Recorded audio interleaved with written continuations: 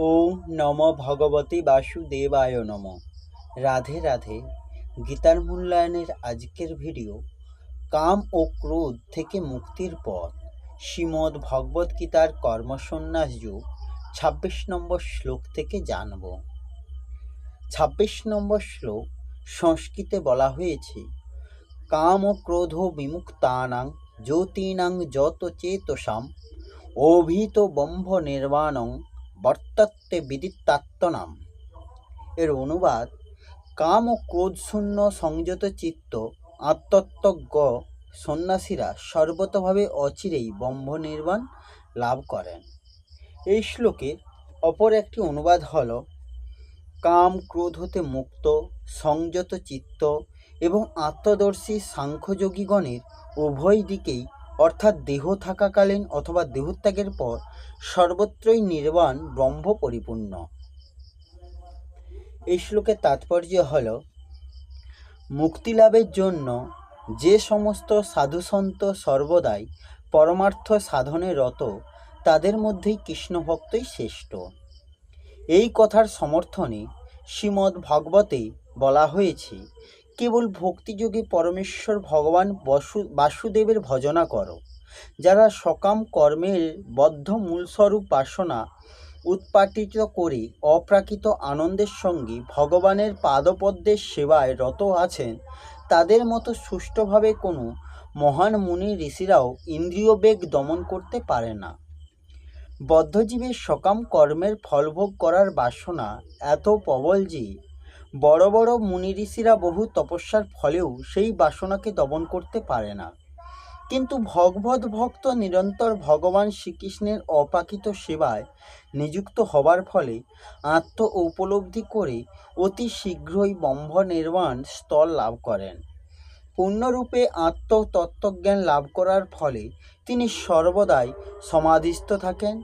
এর উপমামূলক উদাহরণ দিয়ে বলা যায়, দর্শন, ধ্যান ও স্পর্শের দ্বারাই কেবল মাছ, কচ্ছপ ও পাখিরা তাদের সন্তান প্রতিপালন করে।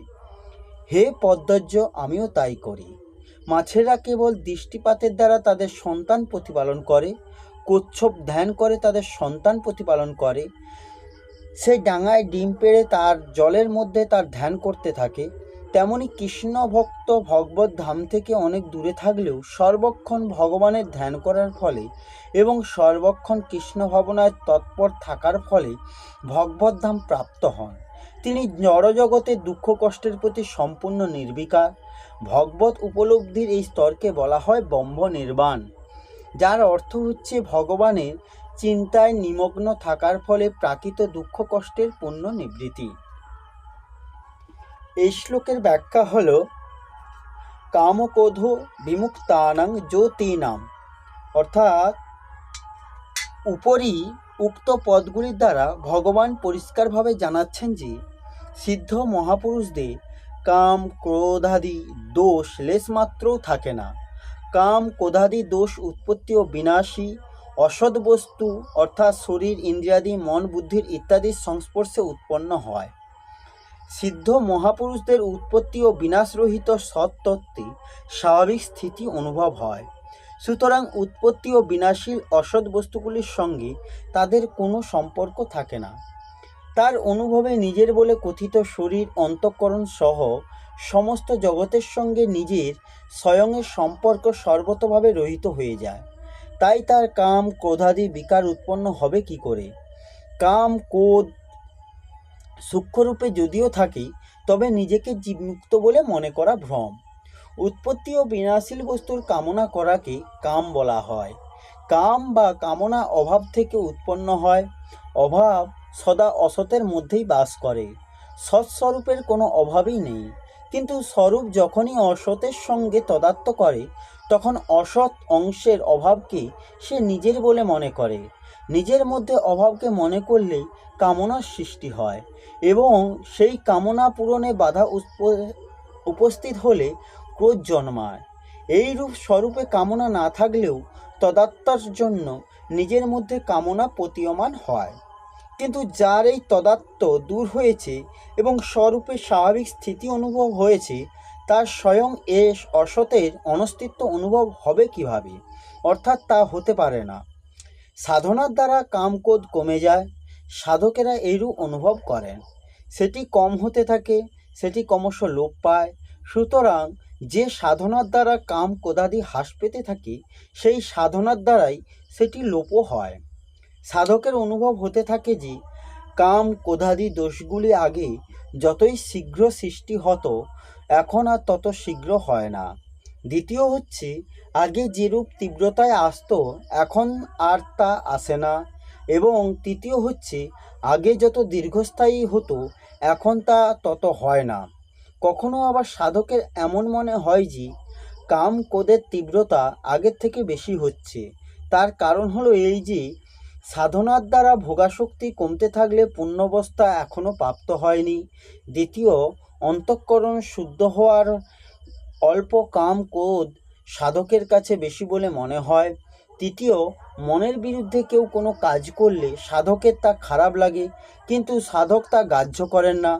খারাপ লাগার ব্যাপারটি ভিতরে জমতে থাকে, শেষে সামান্য ব্যাপারেও অধিক ক্রোধ এসে যায়।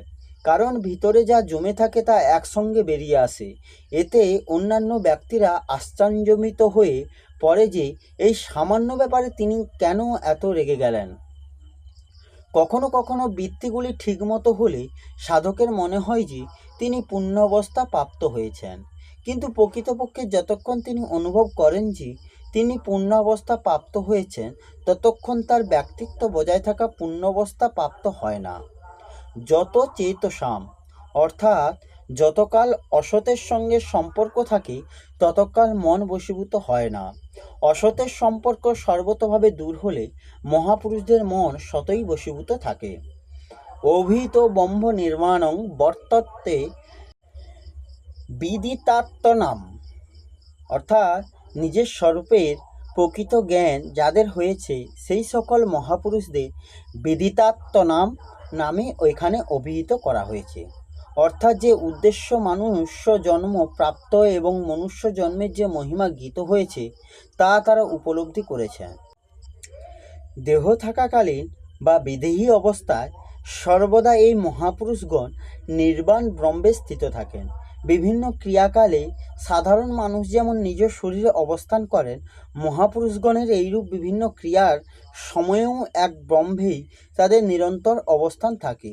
তাদের স্বাভাবিক স্থিতিতে কখনো কোনো ব্যতিক্রম হয় না, কারণ যে ভাগে ক্রিয়াগুলি হয় সেই বিভাগের সঙ্গে তাদের কোনো সম্পর্ক থাকে না। এই হল শ্রীমদ্ ভগবদ্গীতার পঞ্চম অধ্যায়ে কর্মসন্ন্যাস যোগের 26 নম্বর শ্লোকের অনুবাদ সহ ব্যাখ্যা। আসবো পরের ভিডিওতে। রাধে রাধে, জয় শ্রীকৃষ্ণ, জয় গীতা।